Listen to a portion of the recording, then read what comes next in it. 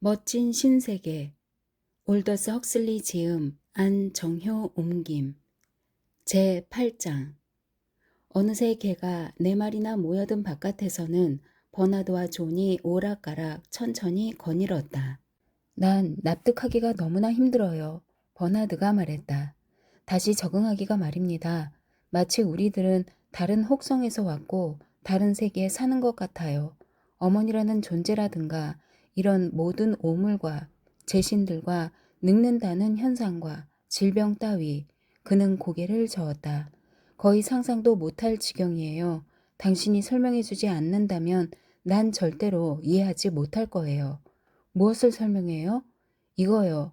그는 푸에블로 마을과 마을 밖에 있는 작은 집을 가리켰다. 저것도 모든 것을요. 당신들의 삶에 관한 모든 것들 말입니다. 하지만 무슨 할 얘기가 있겠어요. 처음부터요. 기억이 나는 대로 아주 옛날부터요. 내가 기억하는 것 모두를 말인가요? 존이 얼굴을 찡그렸다. 한참 동안 침묵이 흘렀다. 날씨가 아주 더웠다. 어린 존과 린다는 달짝지근한 옥수수와 호떡을 잔뜩 먹었다. 린다가 말했다. 이리 와서 눕거라 아가야. 그들은 커다란 침대에 나란히 누웠다. 노래를 불러주세요.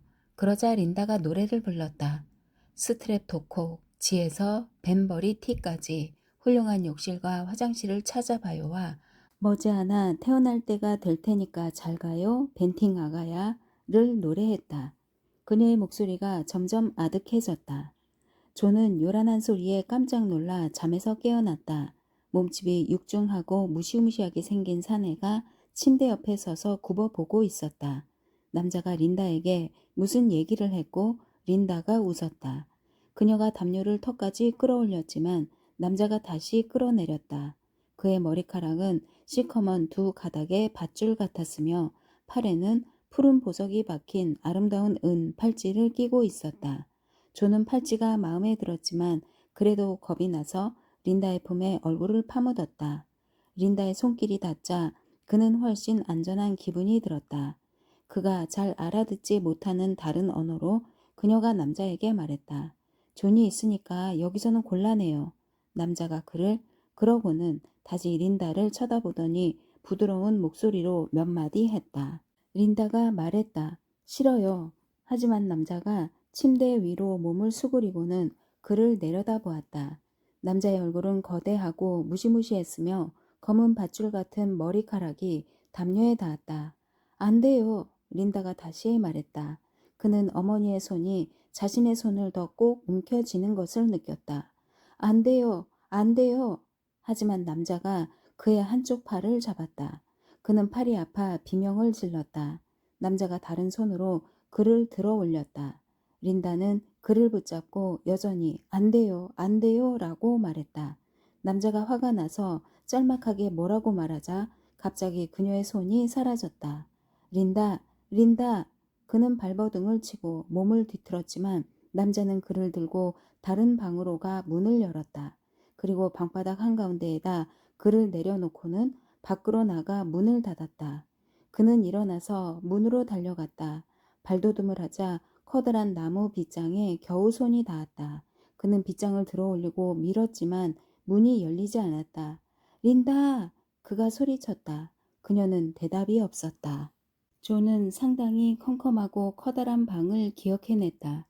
나무에 줄이 달린 커다란 물건들이 여기저기 널렸으며 많은 여자들이 나무틀 주변에 둘러서서 린다의 설명으로는 담요를 짜고 있었다. 린다는 그에게 다른 아이들과 함께 구석에 가서 앉아 있으라고 말하고는 여자들을 도와주러 갔다. 그는 한참 동안 다른 어린 사내 아이들과 같이 놀았다. 갑자기 사람들이 아주 큰 소리로 떠들기 시작했다. 여자들이 린다를 밀쳐대자 그녀는 울음을 터뜨렸다. 그녀가 문 쪽으로 가자 그가 뒤따라 달려갔다. 그는 왜 사람들이 화를 냈느냐고 물었다. 내가 무엇을 깨뜨렸기 때문이란다. 그녀가 말했다. 그러더니 그녀도 화를 냈다. 그런 천한 여자들이나 짜는 담요를 내가 어떻게 짤 줄 알겠니? 그녀가 말했다. 천박한 야만인들 같으니라고. 그는 야만인이 무엇이냐고 물었다. 두 사람이 집으로 돌아가자 포페가 문간에서 기다리고 있었다. 그들은 함께 안으로 들어갔다. 포페는 물 같은 것이 가득 담긴 커다란 바가지를 들고 있었는데 그것은 물이 아니라 나쁜 냄새를 풍기고 입안이 화끈해지면서 기침이 나게 만드는 것이었다. 린다와 포페는 그것을 조금 마셨다. 그러더니 린다가 실컷 웃으며 아주 큰 소리로 떠들었고 나중에 그들은 함께 다른 방으로 갔다. 포페가 나간 다음에 조는 옆 방으로 들어갔다. 린다가 침대에서 어찌나 곤히 잠들었든지 그는 차마 그녀를 깨울 엄두가 나지 않았다. 포페는 자주 찾아왔다. 그는 바가지에 담긴 물이 메스칼주라고 말했지만 린다는 그것을 소마라고 불러야 옳다고 했다. 어쨌든 그것을 마시고 나면 나중에 속이 뒤집히고는 했다. 그는 포페를 미워했다. 그들 모두 린다를 만나러 오는 모든 남자를 증오했다. 산 위에는 눈이 덮였고 날씨가 추웠다고 기억되는 어느 날 오후 다른 아이들과 같이 놀던 그는 집으로 돌아왔다가 침실에서 나는 성난 목소리들을 들었다. 여자들의 목소리였는데 그들은 그가 이해하지 못하는 말을 했지만 끔찍한 소리라는 사실만큼은 알 수가 있었다. 그러더니 꽈당 무엇이 엎어졌다. 그는 사람들이 분주하게 오락가락하는 소리를 들었다. 또다시 꽈당 소리가 나더니 노새를 때리는 듯한 소리가 들려왔는데 매를 맞는 대상은 노새처럼 앙상한 짐승이 아니었다. 린다가 비명을 질렀다. 제발 이러지 말아요. 이러지 말아요. 이러지 말아요. 그녀가 말했다. 그는 안으로 달려 들어갔다. 검은 담요를 두른 3명의 여자가 있었고 린다는 침대 위에 자빠져 있었다. 여자들 가운데 한 명이 그녀의 두 손목을 잡았다.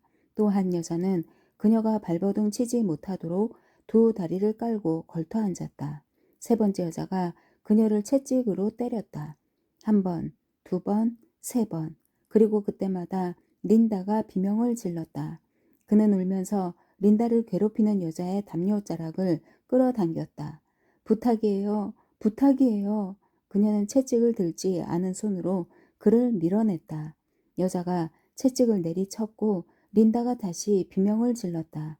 그는 두 손으로 여자의 큼직한 갈색 손을 꽉 움켜잡고는 있는 힘을 다해 깨물었다. 그녀는 소리를 지르며 손을 비틀어 빼더니 그가 자빠질 정도로 왈칵 밀었다.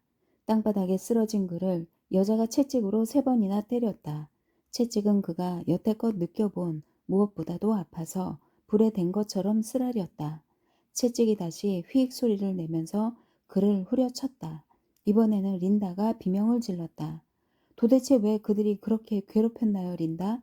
그날 밤에 존이 물었다. 그는 등에 시뻘건 채찍 자국이 아직도 심하게 쑤셔서 울었다. 또한 사람들이 너무나 야비하고 부당하게 굴었기 때문에 그리고 자신이 어린 소년에 불과해서 아무것도 할 수가 없었기 때문에 억울해서 울었다. 린다 역시 울었다. 그녀는 어른이었지만 3명과 맞서 싸울 만큼 힘이 세지는 못했다. 그녀에게도 그것은 억울한 일이었다. 왜 그들이 못살게 굴었냐고요.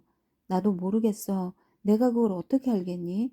그녀가 얼굴을 베개에 파묻고 엎드려 울었기 때문에 말이 잘 들리지 않았다.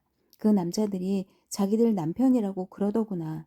그녀가 말을 이었는데 그에게 하는 말이 아니라 그녀의 내면에 존재하는 누군가와 얘기를 나누는 듯했다. 그가 이해하지 못하는 긴 대화가 이어지더니 결국 그녀는 더욱 큰 소리로 울기 시작했다. 제발 울지 말아요, 린다. 울지 말아요. 그는 린다에게 다가가 그녀의 목을 팔로 껴안았다. 린다가 소리쳤다. 조심해라. 내 어깨 말이야. 이런. 그러더니 그녀는 그를 힘껏 밀쳐버렸다. 그의 머리가 벽에 쾅 부딪혔다. 멍청한 녀석. 그녀가 소리치더니 갑자기 그의 뺨을 때리기 시작했다. 철썩, 철썩, 철썩. 린다. 그가 소리쳤다. 제발 어머니 그러지 마세요. 난 내 엄마가 아니야. 난 내 엄마가 되지 않겠어. 하지만 린다 제발. 그녀는 그의 뺨을 갈겼다. 야만인이 돼버렸어. 그녀가 소리를 질렀다. 짐승처럼 새끼를 낳고 너만 없었다면 나는 검사관을 찾아가서 이곳을 벗어날 방법을 찾아냈을지도 몰라. 하지만 아기가 있으면 그럴 수가 없어. 그건 너무 수치스러운 일이니까 말이야. 그는 그녀가 다시 때리려는 기미를 눈치채고는 얼굴을 막으려고 팔을 치켜들었다. 제발 이러지 말아요.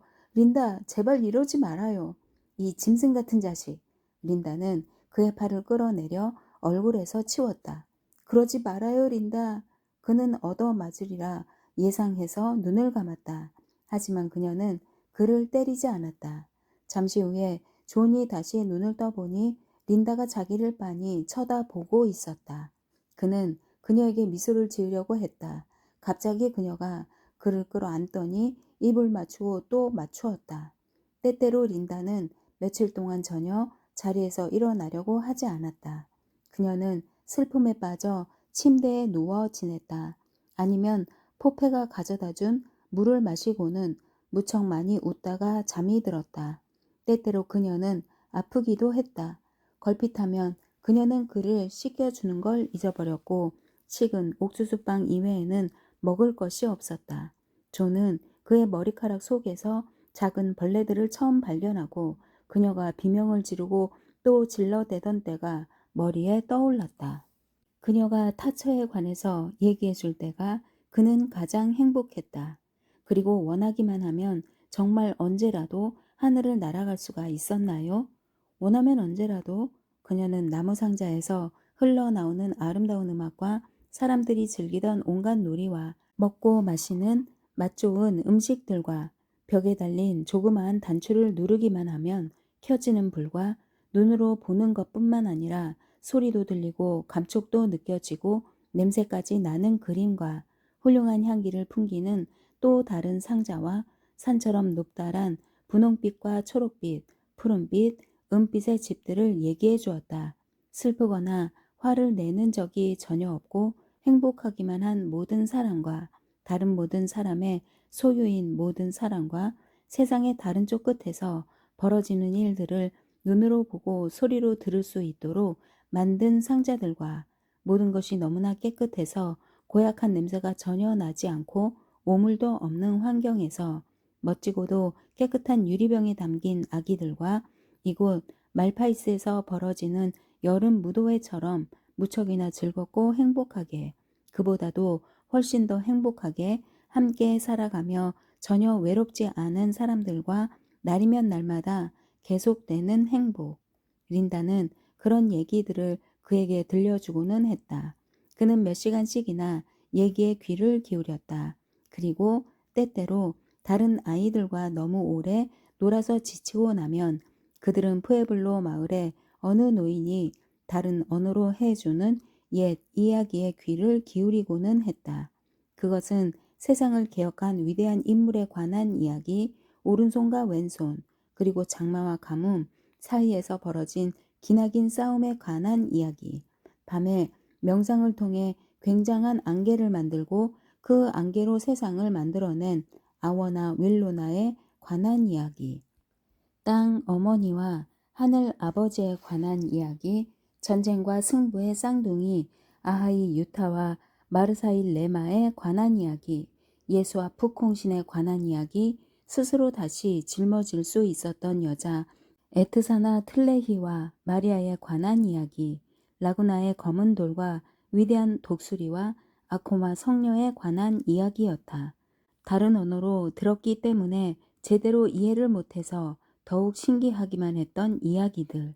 그는 침대에 누워서 천국과 런던과 아코마의 성녀와 깨끗한 유리병에 담겨 줄줄이 늘어선 아기들과 하늘로 올라가는 예수와 비행하는 린다와 위대한 세계 부화 공장의 국장과 아워나 윌로나를 생각하고는 했다.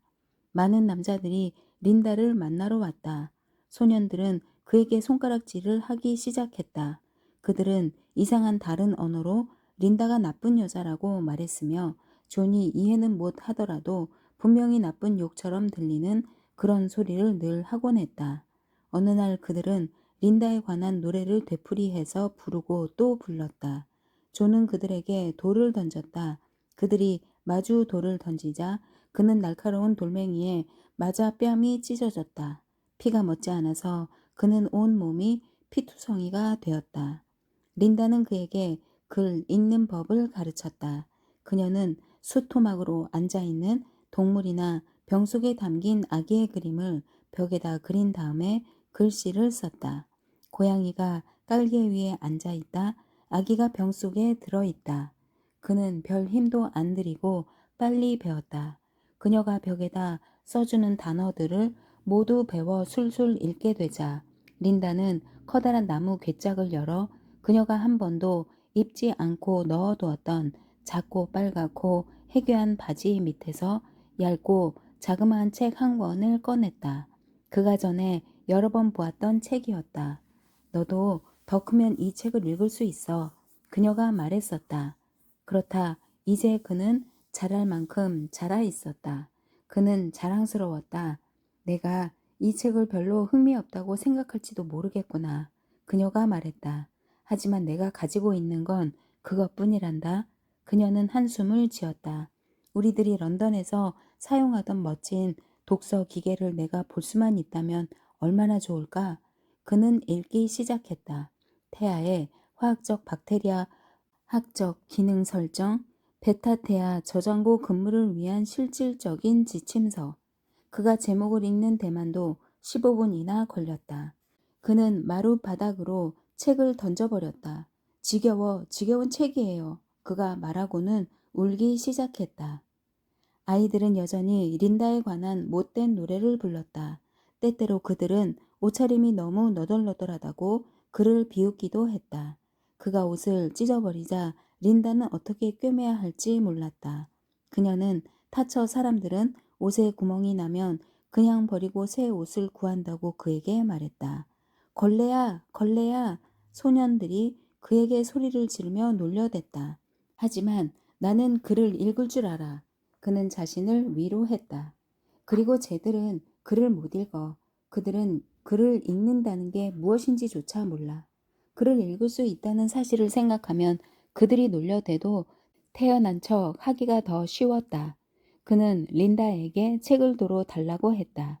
소년들이 손가락질을 하고 노래를 부르면 부를수록 그는 그만큼 더 열심히 책을 읽었다.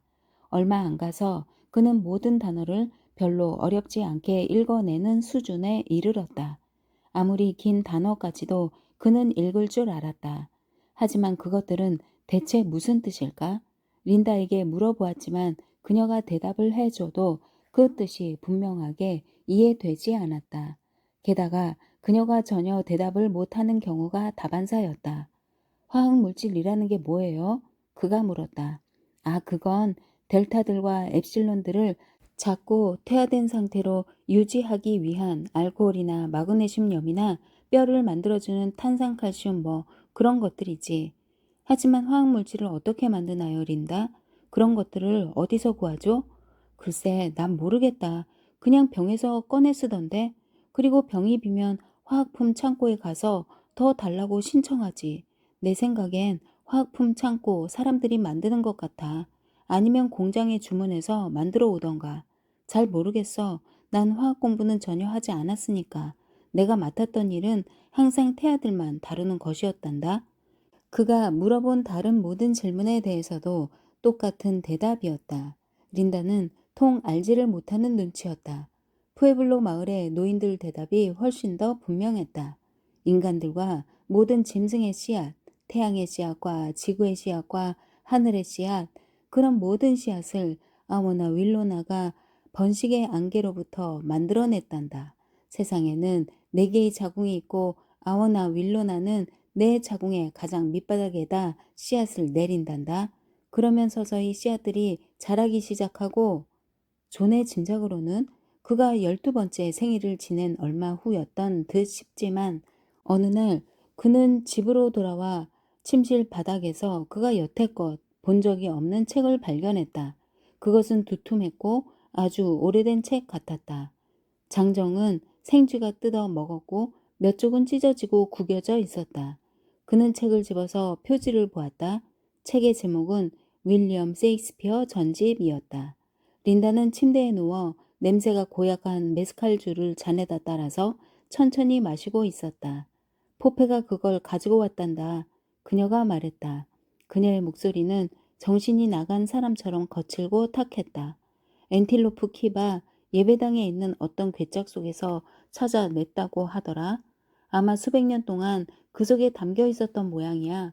내가 살펴보니 한심한 소리가 잔뜩 쓰여 있는 걸로 보아 포페 말이 정말인 것 같더구나. 미개한 얘기 투성이니까 말이다. 그래도 내가 독서 훈련을 계속하기에는 그만하면 도움이 되겠어. 그녀는 마지막 한 모금을 천천히 마신 다음에 잔을 침대 옆 마룻바닥에 내려놓았다. 그리고 몸을 돌려 모로 누워서 한두 차례 기침을 하고는 잠이 들었다. 그는 책을 아무 곳이나 펼쳐보았다. 무슨 말씀을 타락에 잠겨 추악한 돼지우리에서 뒹굴며 유격에 빠지고 탐닉하여 기름으로 범벅된 침대의 썩은 땀 냄새 속에서 살아가다니. 이상한 어휘들이 그의 머릿속을 헤집고 굴러다니며 말을 하는 천둥처럼 우르릉거렸다. 만일 북이 말을 한다면 여름춤을 출 때의 북소리가 바로 그런 얘기를 했을 것이다. 아름답고도 아름다워서 눈물을 흘리게 만드는 수학의 노래를 부르는 남자들, 조각된 막대기들과 뼈나 돌조각들, 그리고 깃털들을 늘어놓고 카이슬라 칠로 실로케 실로케 실로케 키아이 실로 실로 치슬이라고. 미치마 노인이 외우는 마법의 주문과도 같았다. 하지만 그에게 뜻이 전해졌기 때문에 미치마의 마술보다 더 많은 의미가 담기고 더 좋은 얘기였다. 겨우 반쯤만 이해가 가더라도 신비하기 짝이 없는 얘기다. 린다에 관한 무섭고도 아름다운 얘기가 침대 옆 마룻바닥에 빈 잔을 떨어뜨린 채로 저기 누워 코를 고는 린다에 관한 얘기가. 린다와 포페. 그렇다. 린다와 포페에 관한 얘기가 그런 어휘들로부터 울려 퍼졌다. 그는 포페를 점점 더 미워하게 되었다. 인간이란 겉으로는 미소를 짓고 또 지으면서도 흉악한 짓을 서슴지 않는다. 양심의 가책도 받지 않고 배반을 일삼고 세욕적이고 무자비하고 흉악한 인간. 이런 어휘들이 의미하는 바가 정확히 무엇일까? 그는 겨우 반쯤만 이해해 갔다. 하지만 그런 어휘들의 마력은 강렬했고 계속해서 그의 머릿속에서 우르릉거렸다. 웬일인지 그는 여태껏 포페를 진심으로 미워한 적이 없었다는 느낌이 들었는데 따지고 보면 얼마나 포페를 미워하는지 적절하게 표현할 길이 전혀 없었기 때문에 사실상 그를 미워하지 않은 셈이었다. 하지만 이제 그에게는 이런 어휘들이 북소리와 노래와 마법 같은 어휘들이 생겨났다. 그가 알게 된 어휘들과 그리고 바로 그런 어휘들로 엮어진 그것들이 무엇인지 그로서는 알 길이 없었지만 여하튼 멋지고도 멋지며 이상하고도 이상한 이야기들은 포페를 증오해야 할 이유를 그에게 마련해 주었다. 그가 느끼는 증오를 훨씬 실감나게 형언하고 심지어 포페라는 인간 자체까지도 훨씬 현실적인 존재로 느껴지게끔 했다. 어느 날 그가 밖에서 놀다가 들어와 보니 안쪽 방에 문이 열려 있었다. 그는 침대에서 그들이 함께 잠든 모습을 보았다. 하얀 린다와 나란히 누워 있어서인지 유난히 검게 보이는 포페가 한쪽 팔을 그녀의 어깨 밑으로 넣고는 다른 시커먼 손은 젖가슴에 얹고 있었다. 기다랗게 따내린 머리 한 가닥은 목을 졸라 죽이려고 덤비는 검은 뱀처럼 그녀의 목으로 늘어졌다. 포페의 바가지와 잔 하나가 침대 근처의 마룻바닥에 놓여 있었다. 린다는 코를 골았다.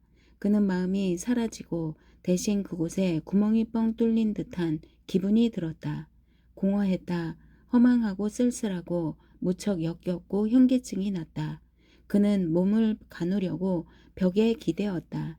양심의 가책도 받지 않고 배반을 일삼고 세욕적이고 북소리처럼 풍년을 위해 노래를 부르는 사람들처럼 마술처럼 어휘들은 그의 머릿속에서 저절로 반복되고 또 반복되었다. 오한이 들다가 갑자기 뜨겁게 열이 났다. 그의 두 뺨은 피가 몰려 화끈거렸고 방안이 빙빙 돌며 그의 눈앞에서 어두워졌다. 그는 이를 갈았다. 죽여버리겠다. 죽여버리겠다. 그를 죽여버리겠다. 그가 거듭거듭 말했다. 그러자 갑자기 더 많은 어휘들이 흘러나왔다. 그가 취해서 잠들었거나 격노했거나 침대에서 근친상간에 쾌락에 빠져 있을 때 마력은 그의 편이었다. 마력이 그에게 설명하고 명령을 내렸다. 그는 뒤로 물러나서 바깥 방으로 나갔다.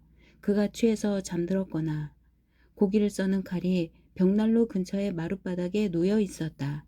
그는 칼을 집어들고 까치발로 문까지 갔다.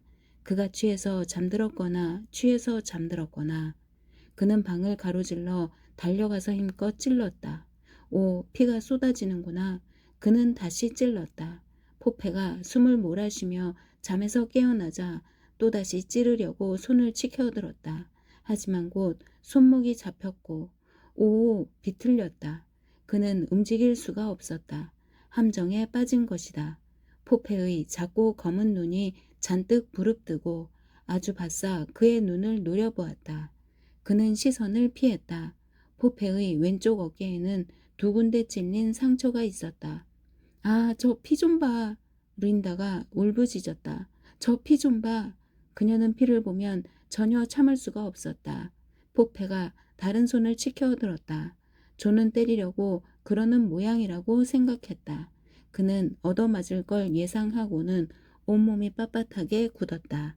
하지만 손은 그의 턱 밑을 잡아 얼굴을 돌리기만 했을 뿐이었다. 그는 다시 포페의 눈을 억지로 볼 수밖에 없었다. 오랫동안 몇 시간이나 계속되는 듯했다. 갑자기 주체할 수가 없어서 그는 울기 시작했다. 포페가 웃음을 터뜨렸다. 가거라. 그가 다른 원주민 언어로 말했다. 가라고 우리 용감한 아하이 유타야. 그는 눈물을 감추려고 다른 방으로 달려갔다.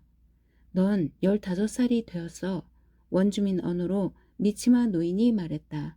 이제 너한테 질그릇 만드는 일을 가르쳐줘도 되겠구나. 그들은 강가에 쪼그리고 앉아서 함께 일했다. 우선 말이다. 젖은 진흙 한 덩어리를 두 손으로 잡고 미치마가 말했다. 우리 자그마한 달을 하나 만들어 보자. 노인은 덩어리를 짓이겨 원판으로 만든 다음에 가장자리를 따라가며 꺾어 올렸다. 달은 납작한 그릇이 되었다. 천천히 어수룩한 솜씨로 그는 노인의 섬세한 손놀림을 흉내냈다. 달을 만들고 그릇을 만들고 그리고 이제는 뱀이다. 미치마는 또 다른 진흙한 덩어리를 말아서 기다랗고 흐물흐물한 대롱으로 만들고는 동그랗게 고리를 지어서 그릇의 가장자리에다 눌러 붙였다.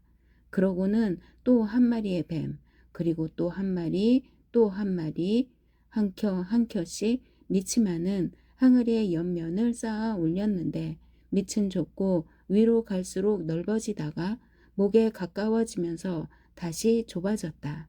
미치마는 주무르고 토닥거리고 쓰다듬고 긁어냈다. 마침내 낯익은 말파이스의 물동이 모양이 갖춰졌다. 검은 흙이 어느 틈에 우유 덩어리처럼 하얀 빛깔이 되었고 손으로 만져보니 감촉이 아직 부드러웠다. 존이 미치마를 엉성하게 흉내내어 항아리를 만들어 바로 옆에 놓았다. 두 항아리를 비교해보고 그는 절로 웃음이 나왔다. 하지만 이번에는 훨씬 잘 만들어야지. 그가 말하고는 또다시 진흙 한 덩어리를 물에 적시기 시작했다. 모양을 빚어 형태를 갖추면서 그의 손가락들이 기교와 힘을 얻는 느낌이 그에게 보기 드문 기쁨을 주었다. A, B, C 그리고 비타민 D.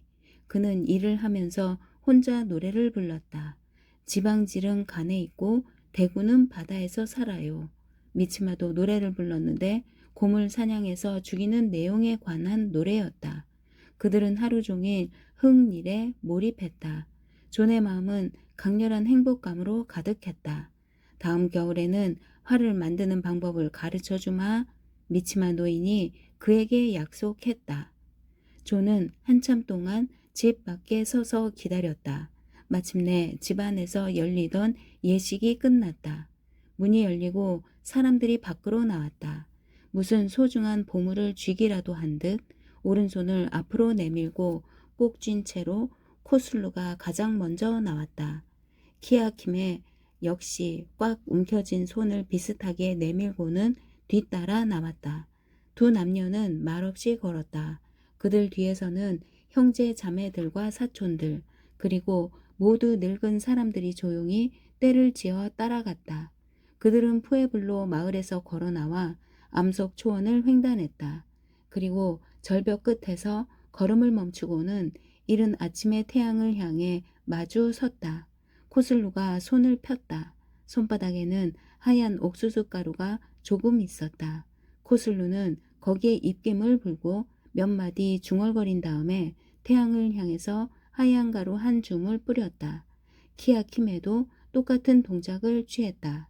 다음에는 키아키메의 아버지가 앞으로 나서서 깃털이 달린 예배 지팡이를 치켜들고 길게 기도를 하고는 옥수수 가루가 날아간 쪽으로 지팡이를 던졌다. 다 끝났어요.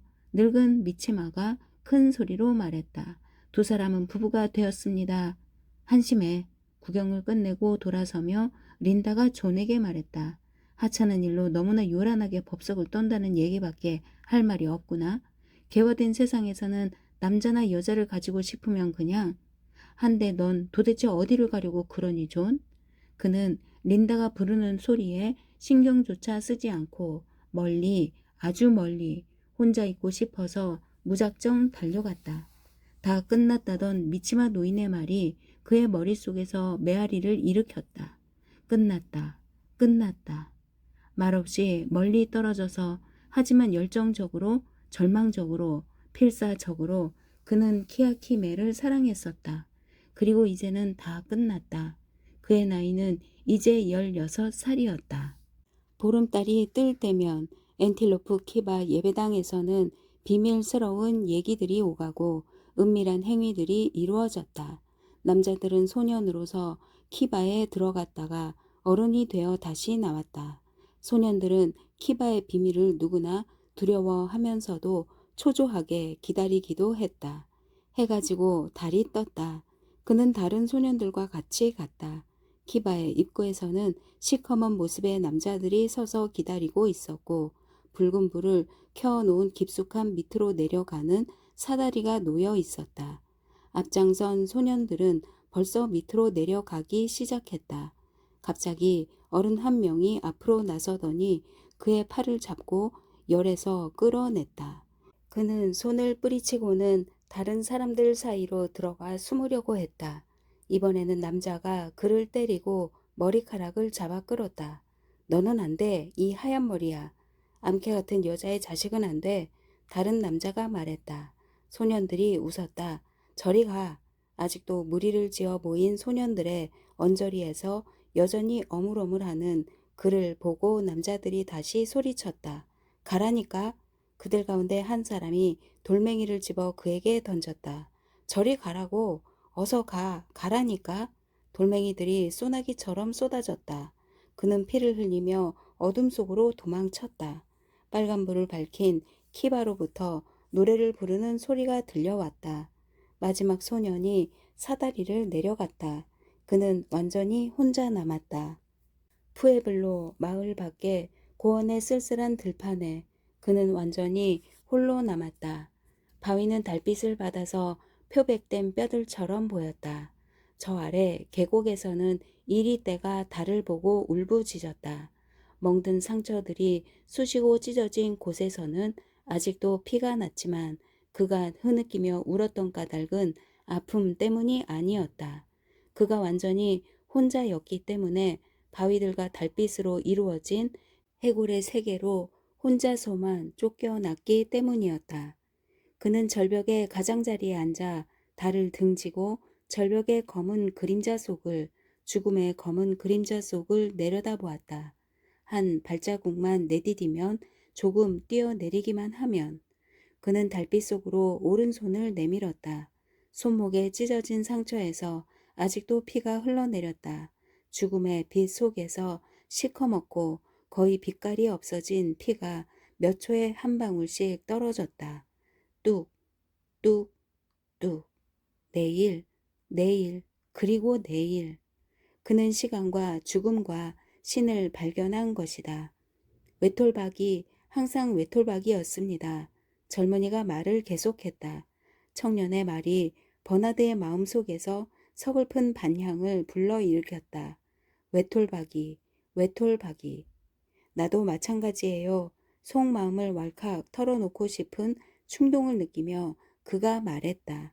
무서울 만큼 외톨박이죠. 그래요? 존이 놀란 표정을 지었다. 내가 생각하기에는 타처에서라면 내 얘긴 그곳에서는 어느 누구도 절대 혼자가 아니라고 린다가 항상 말했었거든요.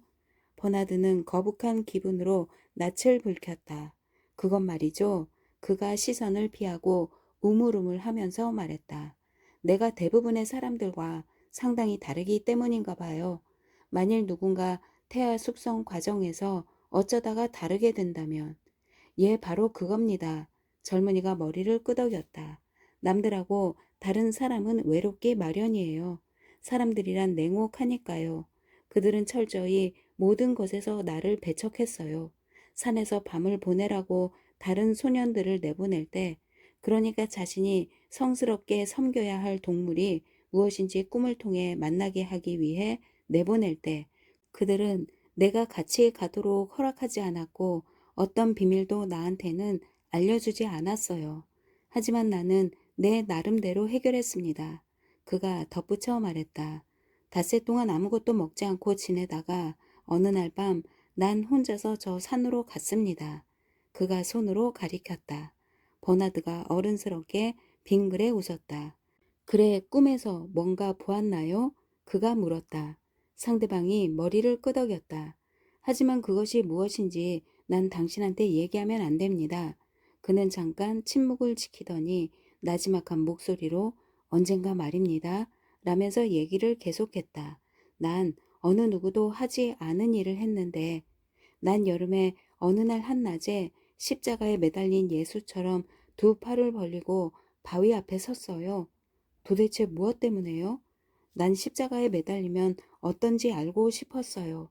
땡볕에서 그렇게 매달려. 하지만 왜 그랬죠? 왜냐고요? 글쎄요. 그가 머뭇거렸다. 그렇게 해야만 된다고 느꼈기 때문이에요. 만일 예수가 그것을 견뎌냈다면, 그리고 만일 누군가 무슨 잘못을 저질렀다면, 그뿐 아니라 나는 불행했어요. 그것이 또 다른 이유였어요. 그건 불행을 고치는 방법치고는 좀 희한하군요. 버나드가 말했다. 하지만 다시 생각해 본 그는 따지고 보면 그런 행동도 괜찮겠다고 판단했다. 소말을 먹기보다는. 얼마 후에 나는 기절했어요. 젊은이가 말했다. 앞으로 엎어졌죠. 내 얼굴에 찢어진 상처가 보이죠? 그는 이마에서 수치 많은 노란 머리카락을 들어 올렸다. 오른쪽 관자놀이에 하얗고 쪼그라든 상처가 나타났다. 상처를 본 버나드는 잠깐 몸을 부르르 떨고는 얼른 시선을 돌렸다. 그가 받았던 길들이기 훈련은 버나드에게 청년이 불쌍하기는커녕 심한 역겨움만 느끼게 했다. 질병이나 상처를 단순히 암시하는 정도만으로도 그는 공포감뿐 아니라 상당히 심한 역겨움과 구역질까지 느끼고는 했다.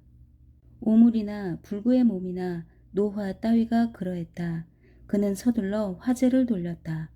혹시 우리하고 같이 런던으로 갈 생각은 없는지 모르겠군요.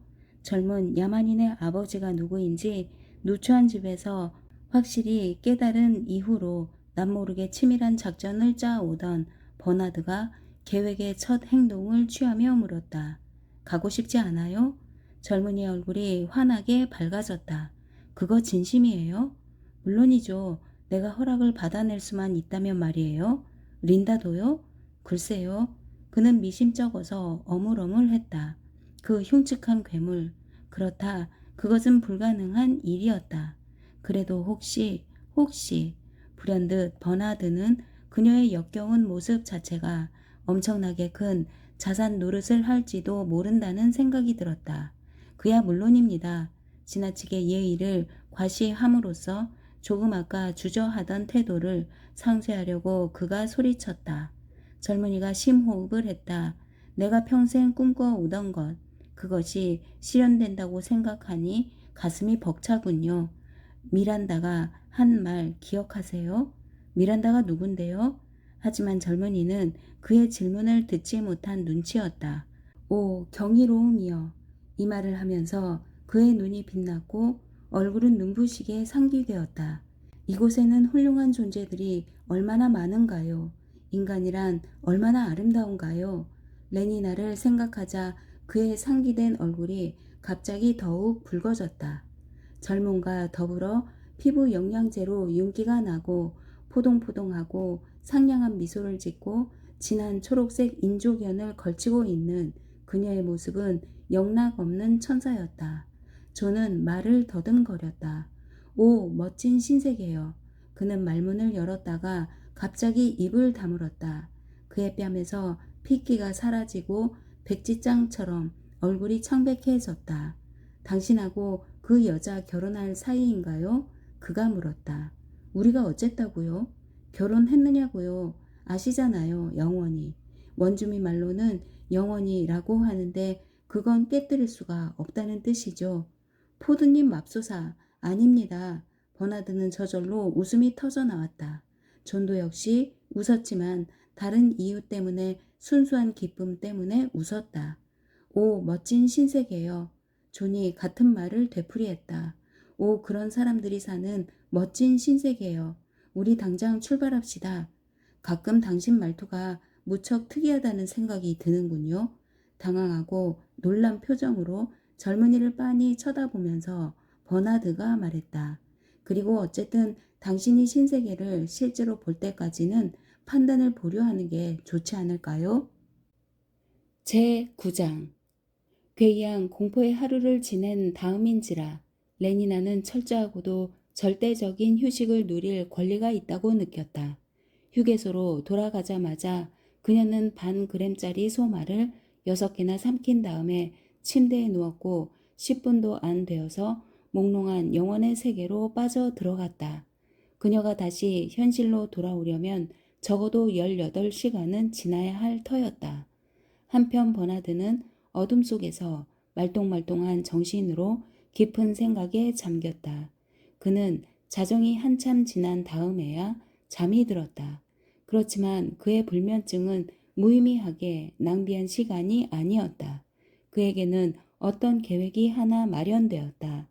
정확히 시간을 맞춰 이튿날 아침 10시에 도착한 헬리콥터에서 초록색 제복의 8분 호녀라가 내렸다. 버나드는 용설난 숲속에서 그를 기다리고 있었다. 미스 크라운은 소마 휴식을 취하는 중이에요. 그가 설명했다. 5시 전에는 깨어나기 어려울 거예요. 그러니까 우리에게는 7시간의 여유가 생긴 셈이죠. 그가 산타페로 날아가서 할 일을 모두 마치고도 그녀가 깨어나기 전에 말파이스로 돌아올 시간이 넉넉했다. 여자 혼자 여기 남겨둬도 괜찮을까요? 헬리콥터만큼이나 안전하죠. 8분 호녀라가 그를 안심시켰다. 그들은 헬리콥터를 타고 당장 출발했다. 10시 34분에 그들은 산타페 우체국 옥상에 착륙했다. 버나드는 10시 37분에 화이트홀의 세계통제관 사무실과 연락이 닿았으며 10시 39분에 포드님의 제사 비서관과 얘기를 나누었다. 10시 44분에는 제1비서관에게 똑같은 얘기를 되풀이했고 10시 47분 30초가 되어서야 그는 무스타파 몬드의 굵고도 우렁찬 목소리를 직접 그의 귀로 듣게 되었다. 버나드가 말을 더듬었다. 제 나름대로의 생각입니다만 포드님께서 충분히 과학적인 흥미를 느낄 만한 문제 같아서. 그래, 아닌 게 아니라 충분히 과학적인 흥미가 느껴지는군. 굵은 목소리가 말했다. 그 두 사람을 런던으로 데려오게. 포드님께서도 아시겠지만 저는 특별 허가가 필요해서 필요한 명령서들은 지금 당장 보호구역의 감독관에게 보내겠네. 무스타파 몬드가 말했다. 당신은 당장 감독관의 사무실로 가도록. 그럼 수고하게 마르크스 군. 침묵이 흘렀다. 버나드는 수화기를 놓고 서둘러 옥상으로 올라갔다. 감독관 사무실로 갑시다. 그는 초록색 간마 8분 호녀라에게 말했다. 버나드는 10시 54분에 감독관과 악수를 했다. 기꺼이 그렇게 하겠습니다. 마르크스 씨, 기꺼이 그러겠어요. 그의 목소리는 굵직하고 겸손했다. 우리는 방금 특별 명령을 받아서. 알아요. 그의 말을 가로막으며 버나드가 말했다. 조금 전에 포드님과 통화를 했습니다. 그는 날마다 포드님과 일상적으로 대화를 나누는 사이라는 암시를 주기 위해 일부러 따분해하는 어조로 말했다. 그는 털썩 의자에 앉았다. 가능한 한 빨리 필요한 조치들을 취해 주셨으면 좋겠습니다. 가능한 한 빨리요? 그는 강조를 하느라 같은 말을 되풀이했다. 그는 한껏 즐거운 기분을 내는 중이었다. 11시 3분에 필요한 모든 서류들이 그의 호주머니에 들어왔다. 수고했어요. 승강기 입구까지 따라 나온 감독관에게 그가 오만하게 말했다. 잘 있어요?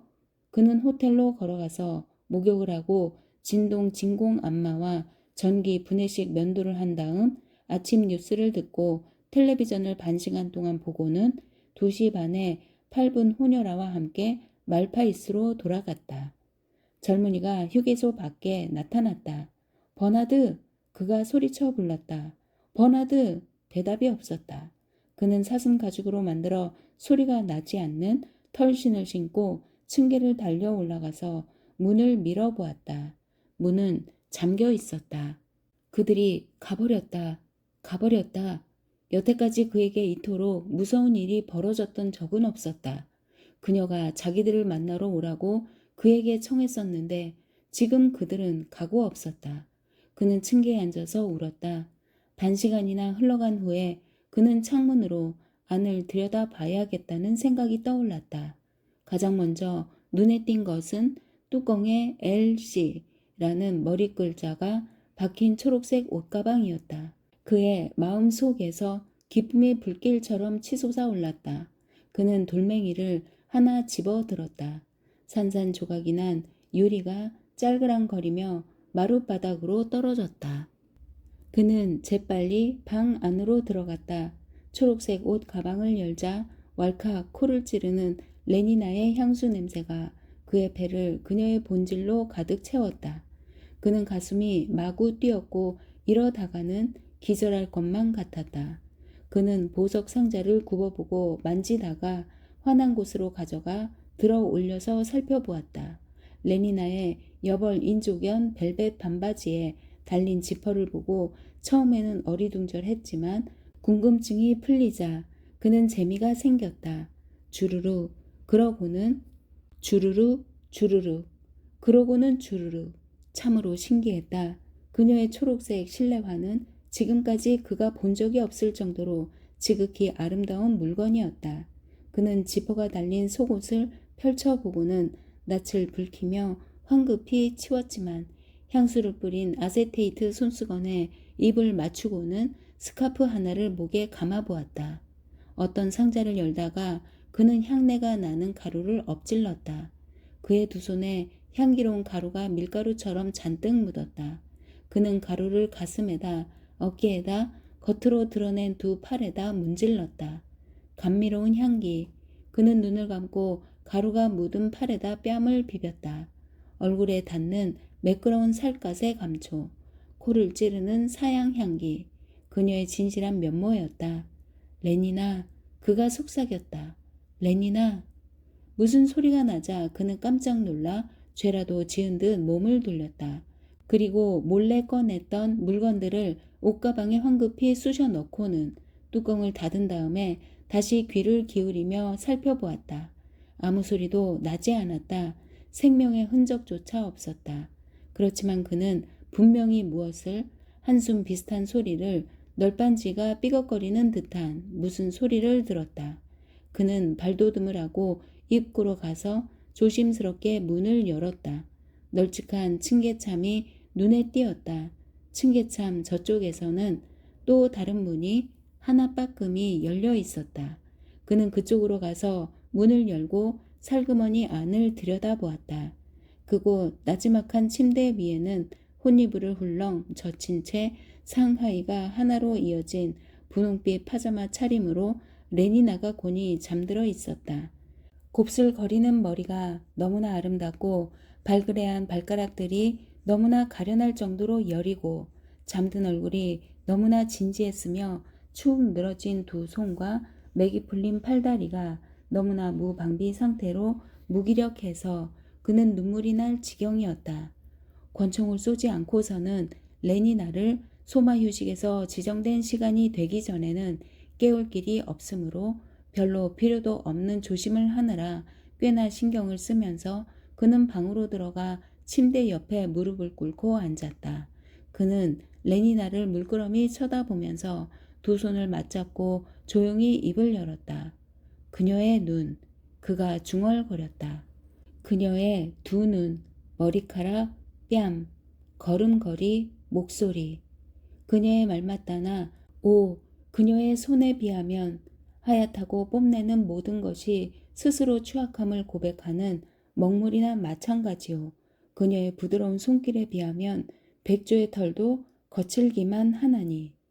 그녀의 주변에 파리 한 마리가 나타나서 윙윙거리며 날아다니자 그는 손을 저어 쫓아버렸다. 파리들은 그는 기억을 더듬었다. 경이롭고 새하얀 줄리엣의 손에 앉아도 좋고 순수하고도 처녀다운 겸손한 속에서 남아 그들의 입맞춤을 죄라 생각하여 아직도 낯 붉히는 그녀의 입술로부터 영원한 축복을 훔치기도 합니다.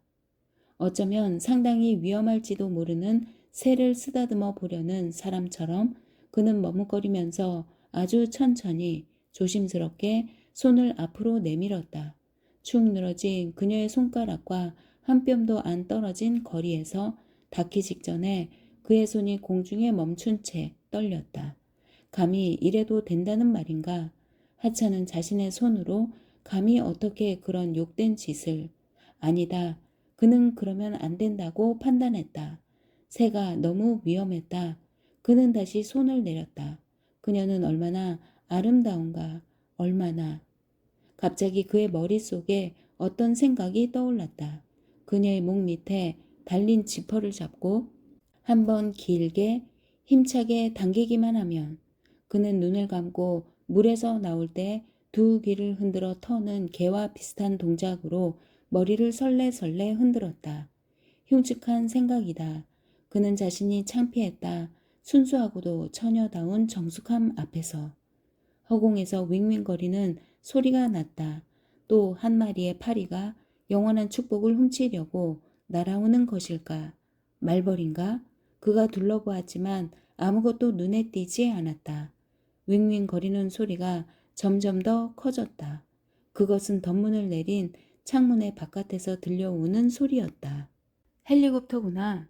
잔뜩 겁이 난 그는 몸을 일으켜 다른 방으로 달려가 열린 창문을 뛰어넘었다. 그리고 높다란 용설란들 사이로 뻗어나간 길을 따라 서둘러 가서는 헬리콥터에서 내리는 버나드 마르크스를 때맞춰 마중했다. 제10장 블룸즈버리 본부의 4,000개에 달하는 방에 걸린 전기시계 4,000개는 바늘이 모두 2시 27분을 가리키고 있었다. 국장이 산업의 벌집이라고 즐겨 부르는 본부 건물은 일을 하는 소음으로 온통 시끄러웠다. 모든 사람이 바빴고 모든 과정이 질서정연하게 돌아갔다. 현미경 아래에서 정충들이 기다란 꼬리를 맹렬히 휘저으며 머리부터 쳐박고 난자 속으로 파고들었고 수정된 난자들이 자라면서 분열을 계속했다. 보카노프스키 처리를 거친 난자들은 발화를 하고 갈라져 수많은 태아가 되었다. 사회기능 설정실에서는 에스컬레이터들이 우르릉거리며 지하실로 내려갔고 지하실에서는 진홍빛 어둠 속에서 복막 위의 태아가 푹푹 찌는 듯한 열을 받으며 대용 혈액과 호르몬을 공급받고 점점 자라났다. 반면에 독소가 주입된 태아들은 쇠약해져서 발육이 중단된 엡실론들이 되었다. 나지막이 윙윙거리고 덜컹대는 선반들이 몇 주일 동안 한없이 반복되는 발달 단계를 거쳐 눈에 띄지 않을 정도로 기어가듯 느릿느릿 이동해 태아 숙성실로 들어가고 병에서 갓 나온 아기들은 공포와 경악의 첫 고함을 질렀다. 지하 2층 이하에서는 발전기들이 우릉우릉 돌아갔고 승강기가 바삐 오르락내리락 했다. 11층에 달하는 유아실은 어디를 가나 급식 시간이었다. 세밀하게 분류된 1800명의 유아들이 저온으로 살균해서 그들에게 배당된 외 분비액을 0.5리터씩 1800개의 병으로부터 동시에 빨아대는 중이었다. 유아실 위쪽으로는 층층이 10층에 걸친 공동 침실에서 아직도 오후에 잠이 필요할 정도로 어린 사내 아이들과 계집 아이들이 무의식 중에 위생과 사교생활, 계급의식, 그리고 아장아장 걷는 아이들의 성생활에 관한 최면 교육 강의를 듣느라 누구 못지않게 바빴다. 그보다 더 위쪽에는 놀이방이 마련되어서 날씨가 굳어 비가 내리면 좀 더 나이가 많은 900명의 아이들이 벽돌과 진흙빚기와 지퍼찾기와 선정적인 놀이를 즐겼다. 웅성웅성 웅성웅성 벌집은 기쁨에 차서 분주히 웅성거렸다. 시험관들 위로 몸을 수그린 젊은 여자들의 노래는 유쾌하기만 했고 기능설정 요원들은 휘파람을 불며 일했다. 숙성실에서는 빈 병들을 둘러보며 얼마나 호쾌한 농담들이 터져 나왔던가.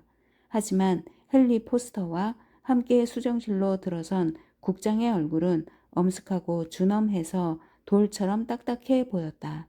다른 사람들을 위한 본보기로 삼아야 해. 그가 말했다. 본부의 어느 다른 곳보다도 상류 계급의 직원들이 훨씬 많이 소속된 부처이기 때문에 난 이 방을 선택했지. 그에게 이곳으로 2시 반까지 오라고 그랬어.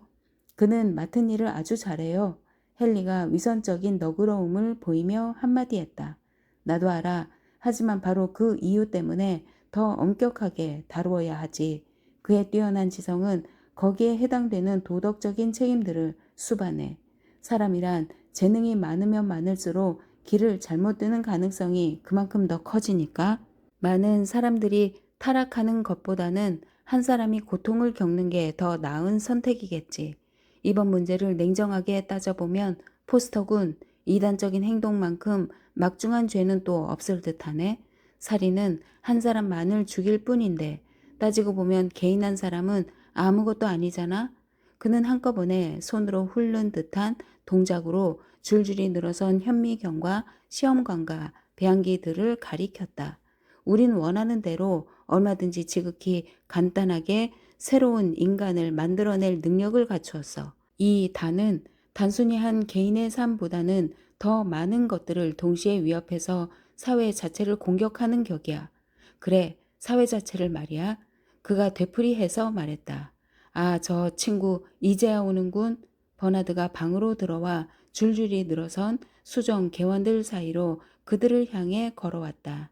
얇은 한 겹의 경쾌한 자신감으로 희미하게 가려 위장하려는 것 같았지만 그에게서는 초조한 분위기가 역력하게 풍겼다. 안녕하십니까 국장님?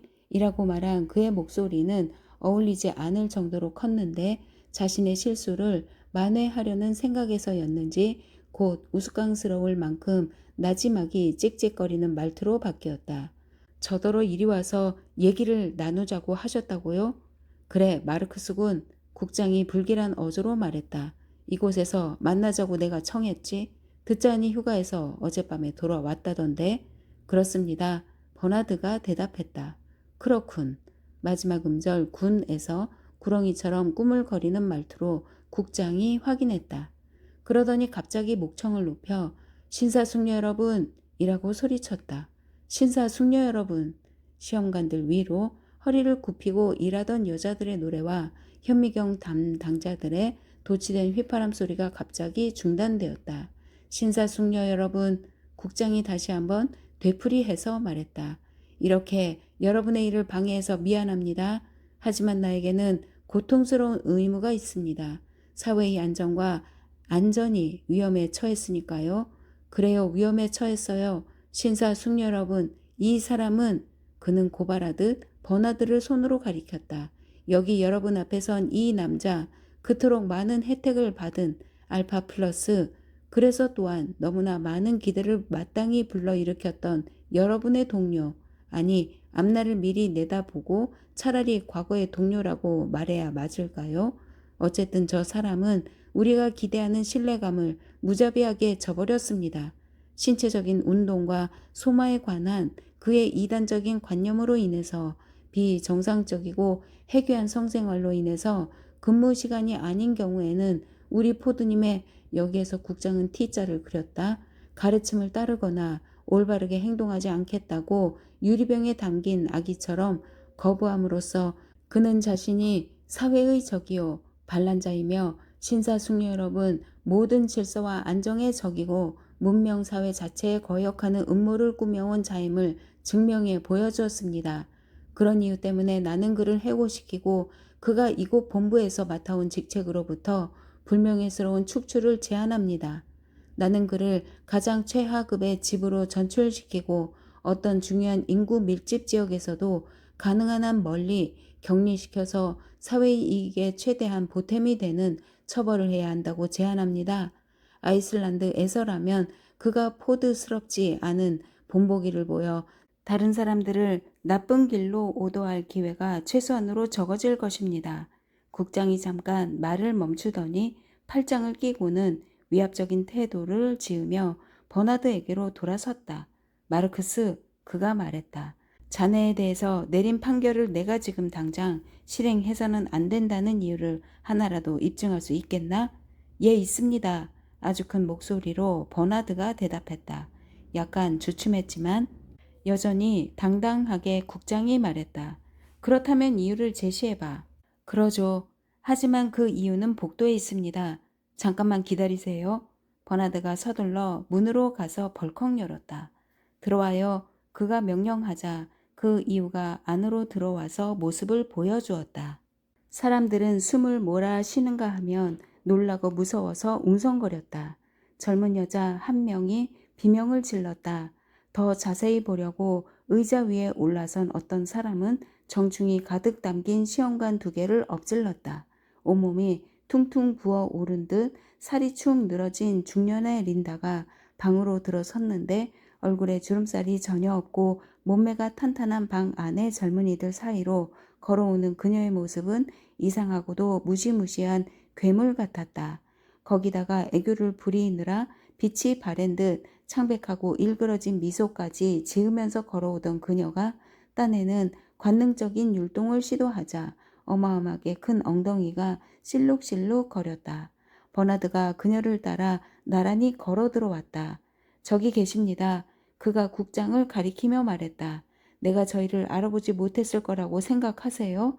린다가 짜증스럽게 묻고는 국장을 향해 돌아섰다. 물론 나는 당신을 한눈에 알아봤어요. 토마킨, 난 어디에서라도 1000명이 모인 곳에서라도 틀림없이 당신을 알아봤을 거예요. 하지만 당신은 나를 잊어버렸는지도 모르죠. 나를 기억하지 못하시나요? 기억을 못하시나요, 토마킨? 난 당신의 린다예요. 그녀는 머리를 한쪽으로 갸우뚱한 채 그를 쳐다보면서 여전히 미소를 짓고 있었다. 그러나 역겨움으로 표정이 굳어버린 국장의 얼굴을 보자 점점 자신감을 잃더니 결국 어색함에 미소가 사라지고 말았다. 당신은 기억을 못하시나요, 토마킨? 그녀가 떨리는 목소리로 되풀이해서 물었다. 그녀의 눈에는 불안하고 고뇌에 찬 표정이 가득했다. 얼룩덜룩하고 축 늘어진 얼굴이 괴이하게 뒤틀려 심한 슬픔으로 일그러졌다. 토마킨, 그녀가 2팔을 내밀었다. 누군가 뒤에서 킬킬거리기 시작했다. 도대체 무슨 속셈으로 이런 흉악한 짓을? 국장이 말문을 열었다. 토마킨, 길게 늘어진 담요를 질질 끌면서 그녀는 앞으로 달려나가 국장의 목을 2팔로 끌어안고 얼굴을 그의 가슴에 파묻었다. 사방에서 요란한 웃음소리가 마구 터져나왔다. 이런 흉측한 장난을 치는지 모르겠군. 국장이 소리쳤다. 얼굴이 시뻘개진 그는 린다의 포옹을 뿌리치려고 발버둥쳤다. 그녀는 필사적으로 매달렸다. 하지만 나는 린다예요. 내가 린다라고요. 그녀의 목소리는 다른 사람들의 웃음소리에 묻혀 잘 들리지 않았다. 당신은 내가 아기를 갖게 했잖아요.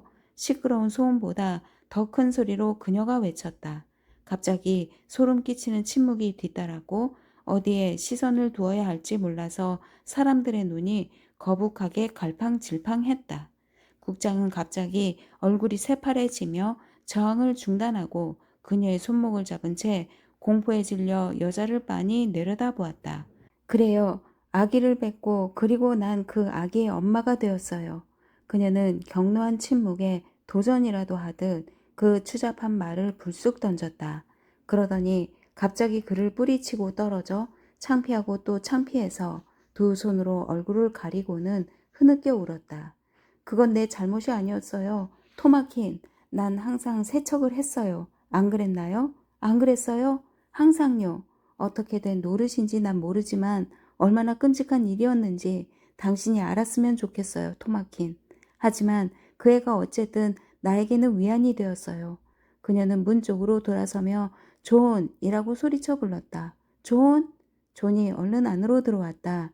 그는 문 바로 안쪽에서 잠깐 멈추었다가 주위를 둘러본 다음 사슴 가죽 신을 신은 발로 조심스럽고도 빠른 걸음으로 방을 가로질러 건너가 국장 앞에 무릎을 꿇고 또렷한 목소리로 말했다.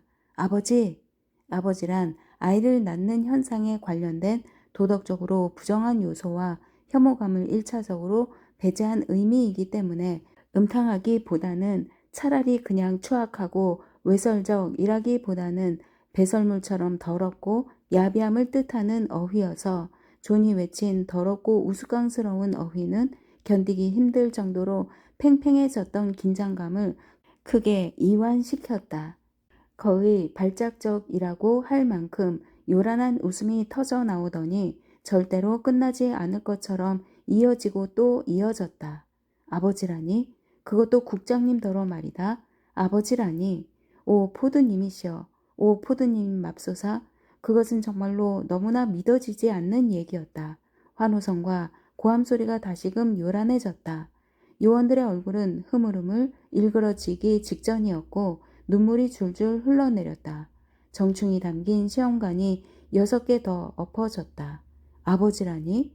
당황하고 수치심과 고뇌에 빠진 국장은 창백해진 얼굴로 눈을 부라리며 주변 사람들을 노려보았다.